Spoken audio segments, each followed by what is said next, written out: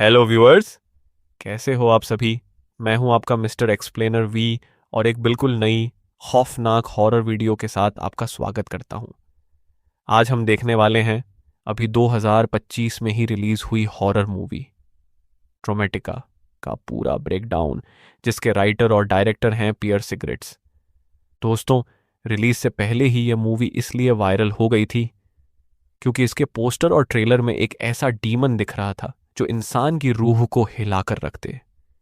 और आज हम पता लगाएंगे कि इस मूवी में सच में देखने लायक कुछ है भी या बस रील वाली खोखली हाइप है। तो चलिए ज्यादा देर ना करते हुए झट से ब्रेकडाउन शुरू करते हैं। मूवी की शुरुआत में हमें बताया जाता है कि मनोविज्ञान में बचपन के जख्म यानी चाइल्डहुड ट्रामा की 5 किस्में होती हैं। पहली है शारीरिक लापरवाही, दूसरी है हिंसा का गवाह बनना, तीसरी है भावनात्मक तकलीफ, चौथी है जिस्मानी ज्यादती और पांचवी है बदकारी। ये पढ़ने के बाद हम पहुंच जाते हैं सन 1910 में सिनाई प्रायद्वीप मिस्र में, जहां के बंजर रेगिस्तान में एक आदमी कड़ी धूप में तपती हुई रेत पर नंगे पांव चला जा रहा था। उसके पास एक खंजर था और एक कपड़े में लिपटी हुई बहुत पुरानी मूर्ति थी जिसका धड़ किसी घोड़े या बकरे जैसा था, लेकिन सिर किसी गिद्ध जैसा था। वह आदमी बार बार अपने बच्चे अशरफ को याद कर रहा था और जब वह एकदम टूट गया तब हमें पता चला कि वह इसी खंजर से खुद अपने बेटे की जान लेकर आया है। एक डीमन के असर में जो इस मूर्ति से जुड़ा हुआ है, उस डीमन का नाम है वप्पाजू, जो बुराई का जनक है और बच्चों को निगलने वाला है। डीमन ने इस आदमी के हाथों उसके अपने बच्चे को खत्म करवा दिया, लेकिन अब उसे इतना गहरा पछतावा हो रहा है कि वह इतनी दूर तक आया और उस मूर्ति को रेत में गाड़ दिया और फिर उसी खंजर से अपनी भी जान दे दी ताकि डीमन उसका आगे इस्तेमाल ना कर पाए। यह थी मूवी की शुरुआत। इसके बाद हम आते हैं सन 2003 पासाडेना कैलिफोर्निया के एक पुराने जले हुए घर में, जहां रात के वक्त माइकी नाम के एक बच्चे ने मेज के नीचे छुपकर पुलिस को फ़ोन किया है, यह बताने के लिए कि मेरी माँ एक राक्षस है, वो मुझे हर रात डराती है। अभी वह अपनी माँ से बचने की कोशिश कर रहा है, लेकिन माँ ने उसे ढूंढ ही लिया और तब हम देख पाए कि सच में उसकी माँ राक्षस जैसी है। माइकी क्या, किसी को भी वह अपने रूप से डरा दे। माँ का नाम है एबीगेल। वो बड़ी डरावनी आवाज़ में बात कर रही थी और उसकी हरकतें भी बहुत अजीब थीं, लेकिन बीच बीच में उसकी आवाज़ सामान्य हो जाती और वह माइकी से माफ़ी मांगने लगती, यानी वह किसी के कब्जे में है। तभी माइकी ने यह कहा कि मेरी माँ मुझे हर रात डराती है। माइकी ने उससे बचने की बहुत कोशिश की, लेकिन आखिर में एबीगेल ने माइकी को पकड़ ही लिया, पर उसे कोई तकलीफ नहीं दी, बल्कि उसके साथ बैठकर टीवी पर कार्टून देखने लगी। चैनल बदला तो न्यूज़ चैनल पर माइकी की ही खबर चल रही थी और उस खबर ने पूरा मामला ही उलट दिया। उसमें बताया जा रहा था कि माइकी को उसके घर से 9 महीने पहले उठाया गया था, तब से माइकी लापता है। पिछले 1 साल में माइकी चौथा बच्चा है जो इस तरह गायब हुआ। पर सबसे बड़ा खुलासा ये हुआ कि एबीगेल उसकी असली माँ नहीं है। उसकी सगी माँ टीवी पर रो रो कर गुहार लगा रही है कि मेरा बच्चा मुझे वापस करो। अब सवाल यह है कि अपनी असली माँ को देखने के बावजूद भी माइकी इस भयानक लड़की को अपनी माँ क्यों बता रहा है। यहाँ हम साफ उसका चेहरा देख पाए जिसमें ममता तो बिल्कुल नजर नहीं आ रही। अब क्योंकि माइकी ने पुलिस को फोन किया था, इसलिए थोड़ी देर बाद ही दारोगा मिलर उस घर पर पहुंच गया और उसके आते ही एबीगेल ने माइकी से कहा कि जाकर छुप जाओ, अगर तुमने कोई शरारत की तो राक्षस आकर तुम्हें उठा ले जाएगा। बस इतना सुनते ही माइकी चुपचाप जाकर छुप गया और एबीगेल दारोगा को टालने लगी, लेकिन टलने की बजाय वो घर के अंदर घुस आया और वह यह देखकर दंग था कि घर बिल्कुल भी रहने के काबिल नहीं था। फिर भी एबीगेल वहां रह रही थी। एबीगेल ने उसे बताया कि वह अकेली रहती है, घर में कोई बच्चा है ही नहीं, तो फोन भला किसने किया होगा। लेकिन घर में बिखरे पड़े खिलौने कुछ और ही बयान कर रहे थे। जब तक दारोगा घर के बाहर था तब तक एबीगेल उससे सामान्य तरीके से बात कर रही थी, लेकिन जैसे ही वह घर के अंदर आया एबीगेल उसके साथ भी अजीब खेल खेलने लगी। एकदम से वह गायब हो गई और थोड़ी दूर से उसकी आवाज आई जैसे वह किसी बच्चे के पीछे पड़ी हो। यह सुनकर दारोगा ने मदद बुला ली। फिर एबीगेल को तलाशते हुए वह बाथरूम तक पहुंचा जहां नहाने का टब पूरा खून से भरा पड़ा था और उसमें भी खिलौने तैर रहे थे। अब तक तो दारोगा भी शांत था, पर यह देखते ही उसने बंदूक निकाल ली। एबीगेल अब भी माइकी के साथ जबरदस्ती लुका छुपी खेल रही थी, तो उसकी आवाज सुनकर दारोगा पहुंच गया नीचे तहखाने में, जहां उसे मिली माइकी से पहले लापता हुए तीनों बच्चों की लाशें, जैसे किसी ने उनके साथ कोई काला अनुष्ठान किया हो। दारोगा उन्हें देखकर सन्न रह गया और तभी एबीगेल आकर उसके पास नाचने लगी। वह कुछ कर पाता उससे पहले एबीगेल ने हमला करके उसे भी चीर डाला, और यह सब माइकी की आंखों के सामने हुआ। बल्कि 3 बच्चों की लाशें भी घर के अंदर माइकी के सामने ही थीं। फिर भी वह एबीगेल को अपनी मां मानता है, जबकि उसका हाल भी उन बच्चों जैसा हो सकता था। यह पूरा मामला आखिर है क्या, यह जानने के लिए हमें जाना पड़ेगा 1 साल पीछे, जब एबीगेल अपने पिता जॉन और छोटी बहन एलिस के साथ नए घर में रहा करती थी। एबीगेल के माँ बाप का तलाक हो चुका था, जिसकी वजह से उसके पिता जॉन बहुत ज़्यादा परेशान थे, क्योंकि दोनों बच्चियां उसके पास से जाने वाली थीं। इसी बीच जॉन को कहीं से मिल गई वही पुरानी मूर्ति, तो जॉन ने सोचा कि इसे बेचकर अच्छा पैसा मिल जाएगा। इसकी जानकारी निकालने का काम जॉन ने दिया अपने दोस्त स्टीव को, और स्टीव ने उसके बारे में ऑनलाइन छानबीन की तो पाया कि वह मूर्ति बेहद खतरनाक है। उसे बच्चों से दूर रखना जरूरी है, क्योंकि वह एक दरवाजा है वह पाजू नाम के डीमन के लिए, जो बच्चों को निगलता है। अगर उस मूर्ति का सिर खोल दिया जाए तो वह पाजू इस दुनिया में आ जाएगा।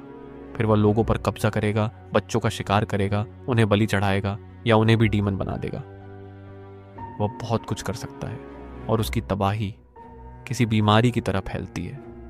इसलिए स्टीव ने जॉन को समझाया कि उस मूर्ति को किसी कोने में छुपा कर रख दे, लेकिन जॉन था ही एक जिद्दी इंसान।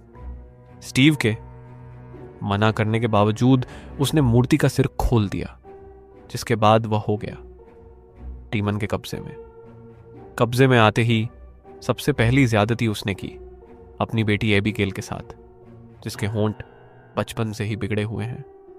एलिस के सो जाने के बाद वह एबीगेल के कमरे में पहुंचा और जबरदस्ती उसके साथ गंदा काम किया। फिर बोला कि यह बात किसी को बताना मत, वरना राक्षस आ जाएगा। लेकिन बस इतना ही नहीं था। बाद में जब एबीगेल पानी पीने गई तो जॉन उसके पीछे छत पर दौड़ता हुआ नजर आया। एबीगेल जाकर सो गई, लेकिन कुछ देर बाद ही उसकी आंख खुली, क्योंकि जॉन उसका पांव चबा रहा था।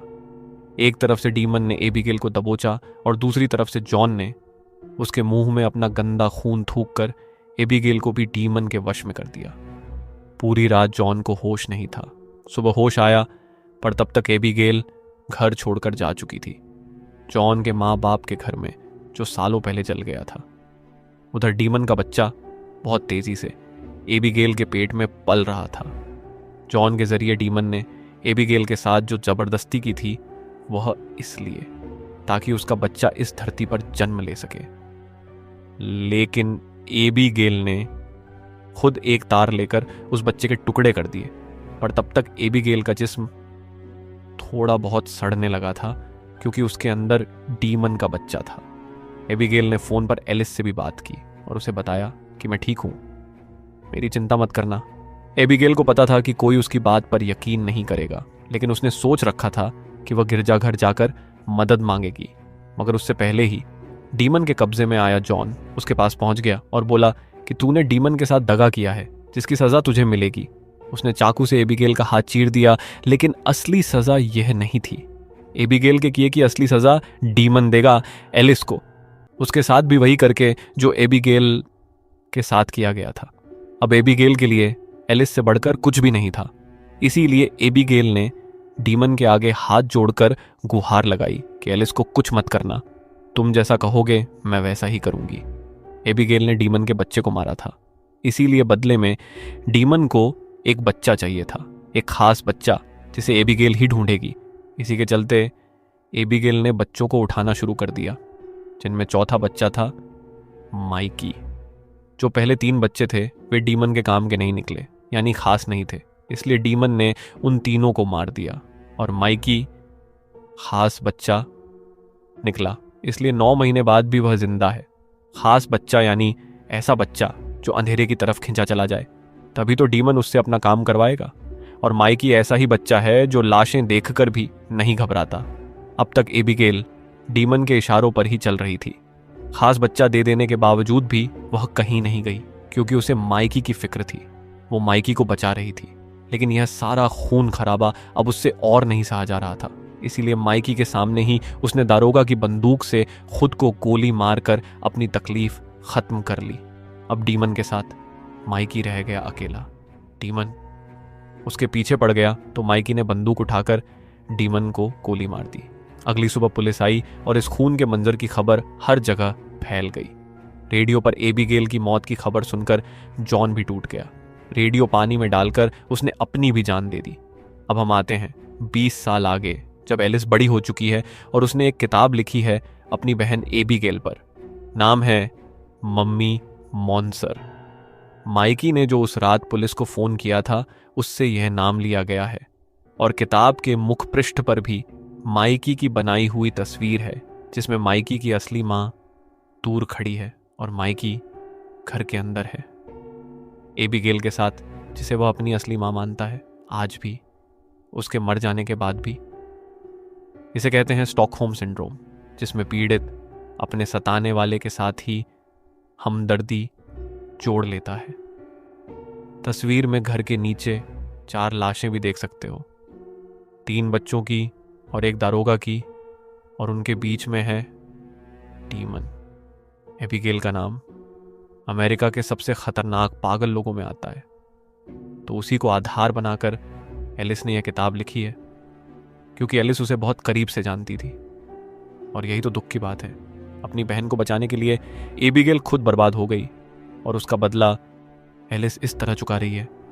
अपनी किताब को आगे बढ़ाने के लिए वह पहुंची है जेनिफर नाम की पत्रकार को इंटरव्यू देने, और टीवी पर ही माइकी से माफी मांग रही है जो कुछ माइकी के साथ हुआ उसके लिए, क्योंकि उसे यकीन है कि माइकी भी यह इंटरव्यू जरूर देख रहा होगा जो कि वह देख रहा है। लेकिन उसके अलावा डीमन भी देख रहा है। उस रात जो कुछ हुआ था उससे एलिस की जिंदगी पूरी तरह बदल गई। एलिस के मुताबिक वो उसकी जिंदगी का सबसे बड़ा दर्दनाक तजुर्बा था, जबकि सीधे तौर पर इसका उस सबसे कोई लेना देना था ही नहीं। असली दर्दनाक तजुर्बा तो माइकी के लिए था, जिसे आज भी भुनाया जा रहा है। यह इंटरव्यू देने के बाद एलिस घर पहुंची, लेकिन अब वह पछता रही थी, क्योंकि जेनिफर ने उसके इंटरव्यू को एक दस्तावेजी फिल्म में मिलाकर टीवी पर चला रखा था हैलोवीन स्पेशल के लिए। हर कोई उस हादसे से पैसा बना रहा है, बिना यह सोचे कि माइकी को कैसा लगेगा, जिसने वह सब कुछ झेला। बस उसी से किसी को कोई मतलब नहीं, बाकी सब इसमें कूद पड़े हैं। दस्तावेजी फिल्म में और भी लोगों के इंटरव्यू हैं जिनसे हमें बहुत कुछ पता चला। माइकी की असली माँ का इंटरव्यू है, जिसमें वह बता रही है कि जो माइकी घर से उठाया गया था वो माइकी कभी वापस नहीं लौटा, यानी माइकी पूरी तरह बदल गया। उसने कभी किसी से कोई बात नहीं की और ना ही कभी अपनी असली माँ को माँ माना। यही सबसे बड़ी बात है कि माइकी ने कभी अपना मुंह नहीं खोला, इसलिए सारा मसाला इधर उधर से जोड़ा जा रहा है। इसकी वजह माइकी का डॉक्टर बता रहा है, भारी मानसिक चोट। माइकी ऐसे मानसिक सदमे से गुजर रहा है जो डॉक्टर ने आज तक नहीं देखा। वह कुछ और ही बन चुका है, यहाँ तक कि उसकी जितनी भी तस्वीरें हैं उनमें बस एबीगेल है या फिर वे तीनों मरे हुए बच्चे। उन बच्चों की जो तस्वीर माइकी ने बनाई है उससे ही हम समझ सकते हैं कि माइकी के दिमाग का हाल कैसा है। तस्वीर में हम साफ साफ देख सकते हैं कि माइकी ने उन लाशों के साथ ही एक रिश्ता जोड़ लिया था।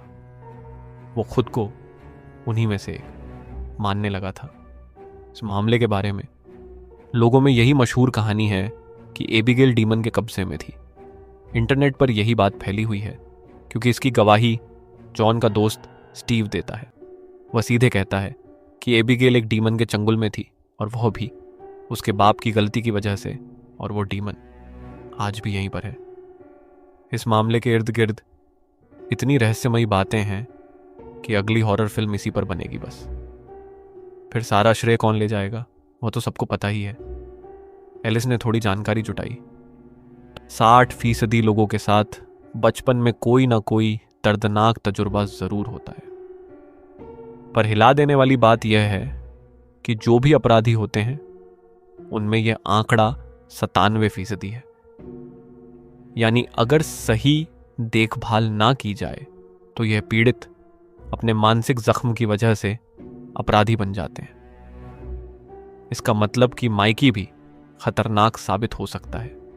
इसका अंदेशा एलिस को पहले से था। वो आराम से दस्तावेजी फिल्म देख रही थी कि तभी उसके घर की दरवाजे की घंटी बजी। एक बच्चा मिठाई मांगने आया था लेकिन कुछ बोल नहीं रहा था क्योंकि वह कोई बच्चा नहीं बल्कि माइकी था जो घुटनों के बल बैठा हुआ था ताकि बच्चा लगे।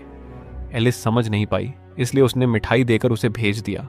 फिर एलिस के पास एक फ़ोन आया और फ़ोन पर बोल रही थी डीमन के कब्जे में आई एबिगेल।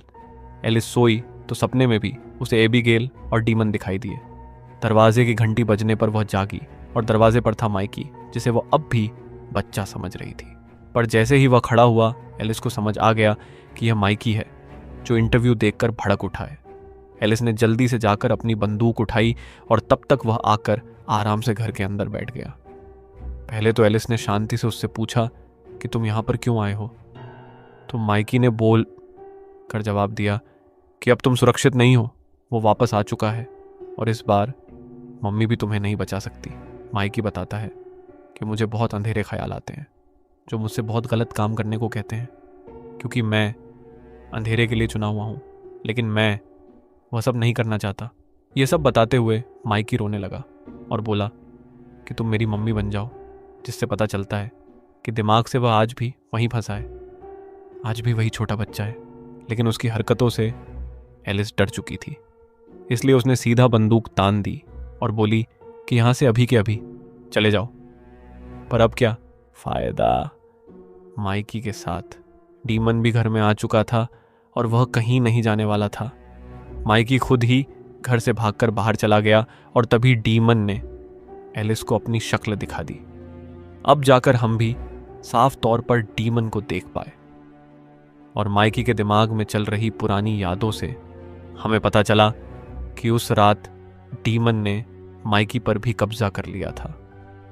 फिर इसके हाथों दारोगा के जिस्म में चाकू घुसवाए थे और वही काम अब दोबारा करवाना चाहता है एलिस के साथ। कुछ देर बाद एलिस का दोस्त एलेक्स वहां पर आ गया, लेकिन वो अंदर जा पाता उससे पहले ही डीमन के कब्जे में आए माइकी ने उसे उसी तरह मारकर ख़त्म कर दिया जैसे बचपन में डीमन ने उसे सिखाया था। सुबह तक ये खबर जेनिफर के पास पहुंच गई तो उसने स्टूडियो में फ़ोन करके कह दिया कि जल्दी से एलिस को बुला लो और पैसा कमाने का मौका आ गया है। पर जब तक जेनिफर खुद स्टूडियो में पहुंची तब तक माइकी ने पूरा स्टूडियो तहस नहस कर दिया था। जो 1-2 लोग बचे थे उन्हें जेनिफर के सामने ही मार डाला। सिर्फ एक कामगार डायना बची हुई थी जिसे जेनिफर ने खुद ही मरवा दिया अपनी जान बचाने के लिए, लेकिन बच फिर भी नहीं पाई। माइकी ने उसका भी बुरा हाल कर डाला लेकिन जान से नहीं मार पाया क्योंकि गोलियां खत्म हो गई थीं। इतने में मौका देखकर जेनिफर ने बिजली का झटका देने वाला हथियार मारकर उसे बेहोश कर दिया, जिसका असर ज्यादा देर तक नहीं रह पाया। माइकी ने एक बार फिर लगभग जेनिफर को मार ही डाला था कि तभी बीच में आ गई एलिस। वो बोली कि मैं तुम्हारी मम्मी बनने के लिए तैयार हूं। यह सुनकर माइकी ने जेनिफर को छोड़ दिया, पर तभी डीमन ने जोर लगाया तो माइकी ने एलिस का गला पकड़ लिया। अब एलिस की जान जाने को थी कि तभी जेनिफर ने चाकू माइकी के चेहरे में घोंपकर उसका खेल वहीं ख़त्म कर दिया। खबरों में तो यही आएगा कि माइकी मानसिक चोट की वजह से पागल हो गया था। अपना इंटरव्यू देखकर वो भड़क गया, जबकि काम था वो डीमन का, और डीमन ऐसे पागल तैयार करता रहेगा क्योंकि उसका दरवाज़ा यानी वो मूर्ति अभी जॉन के घर में पड़ी है। इसी के साथ ये मूवी होती है ख़त्म। तो इस मूवी में ये दिखाया गया है कि जितने भी पागल हत्यारे होते हैं वे पहले से ही चुने हुए होते हैं। बचपन से ही इनका झुकाव अंधेरे की तरफ होता है। बस डीमन आकर इन्हें अपने असर में ले लेता है, जिसके बाद ये सारे गलत काम करते हैं। जैसा कि ऐसे पागल हत्यारों के बारे में कहा ही जाता है, और कई बार तो वे खुद भी बताते हैं। बस उसी सोच को पर्दे के पीछे से इसमें दिखाया गया है। सोचो ज़रा, माइकल मायर्स का शैतानी पहलू, ये तो काल्पनिक है, पर इस कहानी की गहराई पर ज़रूर ध्यान देना चाहिए। इतना जान लो, मूवी की बात करें तो इसका पहला आधा हिस्सा सच में दमदार था। ये कह सकते हैं कि जब तक एबिगेल पर्दे पर थी तब तक मूवी खौफनाक थी। उसके जाने के बाद वो बात नहीं रही। ऐसा लगा जैसे तैसे ख़त्म करनी थी। पर जिस तरह समय को आगे पीछे करके मूवी को दिखाया गया, वह भी काम कर गया। उसे रहस्य बना रहा। कुल मिलाकर मूवी ठीक है, पर एक बार ही देखी जा सकती है, मुश्किल से। तो दोस्तों, अब आप बताओ, आपको मूवी कैसी लगी और कौन ज़्यादा डरावना था, डीमन या एबिगेल? और एक बात बताओ, क्या आपको लगता है कि माइकी सच में चुना हुआ था या बस एक टूटा हुआ बच्चा था जिसे कोई बचाने नहीं आया? ये सवाल नीचे टिप्पणी में ज़रूर लिखो, मैं हर जवाब पढ़ता हूँ। अगर ये वीडियो पसंद आई तो अभी लाइक करो, और ऐसी और दिल दहला देने वाली वीडियोस देखने के लिए चैनल को सब्सक्राइब करके घंटी को सभी पर दबा दो, ताकि कोई भी वीडियो छूट ना जाए। और ज़्यादा जुड़े रहने के लिए मुझे इंस्टाग्राम पर फॉलो करो। वहाँ पर आपको बहुत कुछ जानने को मिलेगा, और साथ ही बाकी जगहों पर भी, जिनके लिंक आपको नीचे मिल जाएंगे। मैं आपसे जल्दी मिलूंगा अगली वीडियो के साथ, जो इससे भी ज़्यादा खौफनाक होने वाली है। तब तक के लिए सबको अलविदा।